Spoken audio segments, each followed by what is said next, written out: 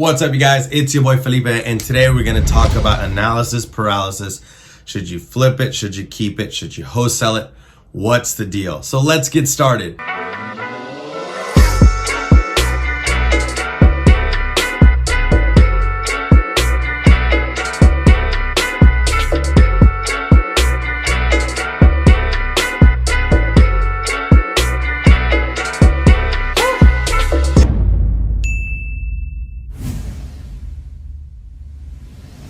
Alright guys, before we get started, please hit the like button, leave me a comment, subscribe to the channel if you like my videos and they're helping you get through real estate, your analysis, and what's going on.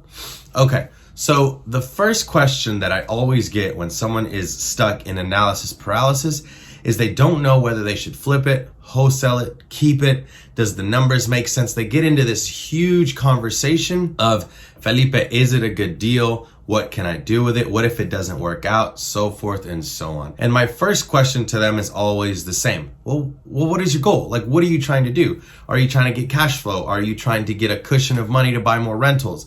Like, what is your goal and what are you trying to do? And that's going to determine what property is going to do what for you. You got to think of properties as players on a field, right? You have your linemen, you have your quarterbacks, your running backs, and not every property is going to play the same role in your portfolio, right? Or your investing career, if you will. So for example, if you have a property that does high cash flow that you know is in probably going to be in a C plus, maybe B minus neighborhood, and the cash flow is doing $300-400, it's probably one that I'm going to keep. Now, if you go more towards an A class neighborhood, and you see a property that's selling for 150, but you know that that area is guaranteed to sell for closer to 220, 250, then you know there's a little bit of meat on the bone, and you might flip that property for a deal and use that profit as 2 down payments on rental properties in the C class neighborhood, right? So there's different strategies to use for every house. Not every 4 walls and a roof is going to be the same strategy for your portfolio or for your investing career. It's your job to find out whether this property is better for flipping, wholesaling, or keeping it as a rental. And like I said, the way you're gonna find that out is if it cash flows, then put it in your rental portfolio. If it's a great flip because there's a lot of meat on the bone, then go ahead and flip that property or choose to wholesale it. Now, you could be saying, well, Felipe, what if I find a super great deal where I can flip it and I can rent it? What should I do there? Well, then you got a perfect burr, right? So maybe at that opportunity, you burr the property. Now, there's different opportunities with every property, so don't get stuck in analysis paralysis by saying, man, well, what if I flip it and then I lose out on the cash flow? Or what if I do this and then I lose out on the wholesale deal? Guys, focus on one thing. Like, for example, what I did was my first 3 to 4 years of investing, I just focused on cash flow and I ran my numbers cash flow, cash flow, cash flow. I didn't care if the property was great for a flip. I didn't care if it was great for a wholesale deal.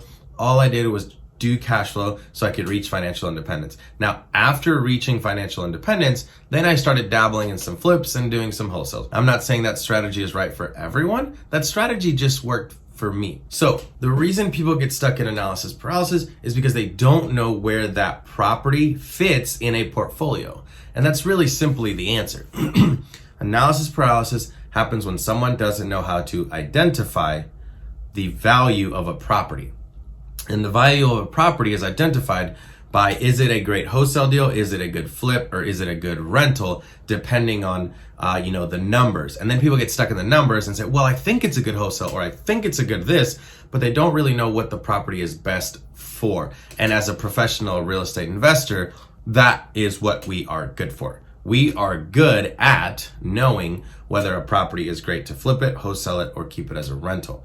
This is the trick that everyone needs to learn on how to become a great real estate investor, is being able to look at a property, quickly identify what it's good for, running the numbers on that, and if it doesn't make sense, walk away. I'm not going to try to flip a property in, let's say, an A-class neighborhood where the property is going to cost me $400,000 and they're selling for $420,000, right? I'm probably not going to flip that property. That's probably more of an appreciation play, hopefully.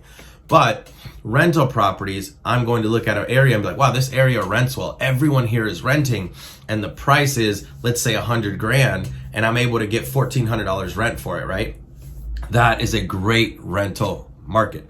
So learn to analyze a property and figure out what criteria of real estate it fits in, and this is going to avoid you getting analysis paralysis. Guys, if you like the video, please hit the like button, leave me a comment, subscribe to the channel. It helps out a lot. Thanks, guys.